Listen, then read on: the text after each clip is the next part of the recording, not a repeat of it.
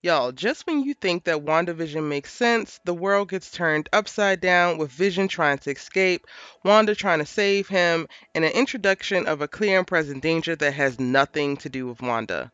Let's talk about episode 7.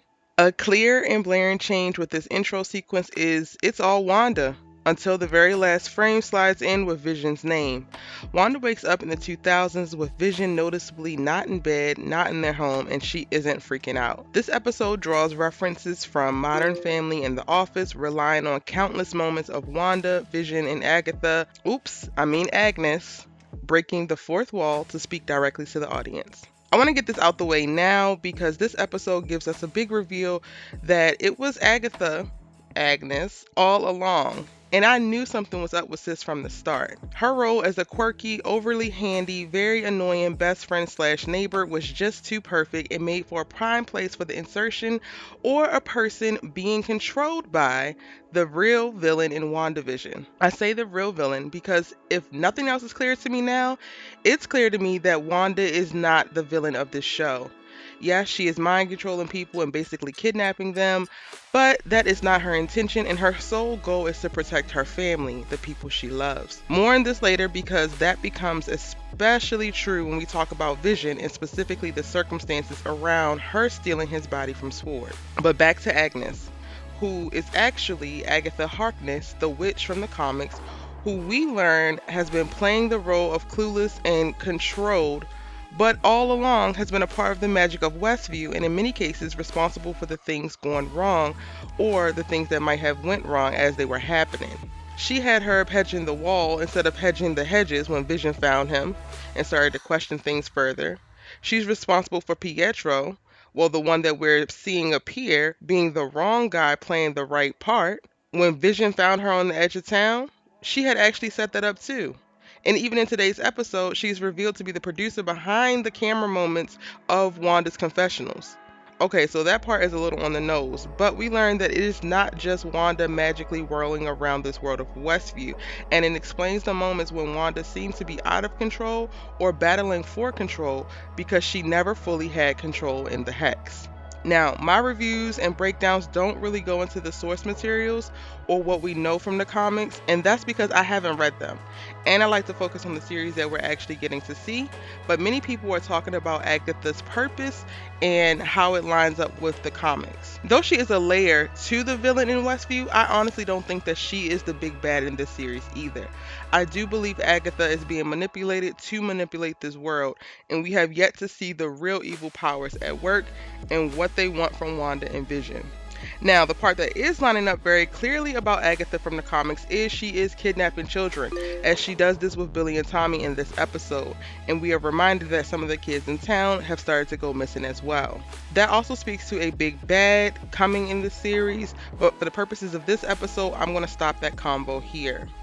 We see Agatha start to control Wanda's mind before the episode ends, and off-brand Pietro appears in the post-credit scenes, probably to kidnap Monica, so I expect that episode 8 will be a clear focus on Agatha and an even deeper dive into her reveal. Vision wakes up right where we left him in episode 6, and now that the Hex has expanded, Dr. Lewis was sucked in, and she has no memory of who she was or what happened the night before, until Vision frees her mind. These two band together in an attempt to make it back into town to get to Wanda, but are interrupted countless times along the way. It's unclear if the interruptions are Wanda putting up roadblocks, which Vision thinks, or if it's Agatha buying herself time to finish her sneak attack on Wanda before Vision can interfere. Most of the episode for Vision is learning about what happened before Westview. This helps us understand how he goes from a place of resenting Wanda in episode 6 to standing beside her and fighting in the remaining episodes as we see in the previous trailers, because he leans on all that he learns and realizes all that she has gone through and starts to truly empathize. Monica starts this episode trying to break back into the Hex, dead set on reaching Wanda. The fact that Monica needed a moon rover to go into the Hex unharmed and withstand the mind control is crazy, but even that doesn't work, and Monica, determined, ditches the vehicle and decides to run back into the Hex, during which we see her transformation into Photon, which I'm sure will be detailed in next week's episode. In this episode, we get her eye color change and her superhero style landing when Wanda tries to drop her from midair, but it's clear that Monica doesn't really fully register her change or her powers as she gets them. The things in the house keep morphing back through the previous decades, and it's clear that Wanda's mind is cracking and her loss of control in the Hex is happening. For the first time in the Hex, we get an attitude from Wanda that is, all is lost. As she's making notes to the boys that she has no answers, she tells them that Pietro is not their uncle. And aside from her confrontation with Monica on the front lawn, she just kind of floats and fumbles through this episode. This was truly an episode to get clearer context of Westview the world, and a beginning of a build-up to a reveal of where the Hex actually came from, why it's here, and what does the greater forces want from Wanda. It's clear the Hex is going to end. It has to. Between S.W.O.R.D, Agatha, and Wanda, there will be a fight to end it, and a fight for Vision 2, but that should probably be another video. And all of this raises the question for me of what will happen to Vision after all of this is over. Will Wanda figure out a way to resurrect him for real? While talking about Vision, I think it's important to note that Wanda did not randomly just decide to come back and take Vision's body. Director Hayward was trying to weaponize Vision, and we learn about this as Jimmy is briefing Monica on the way to her master break into the Hex machine.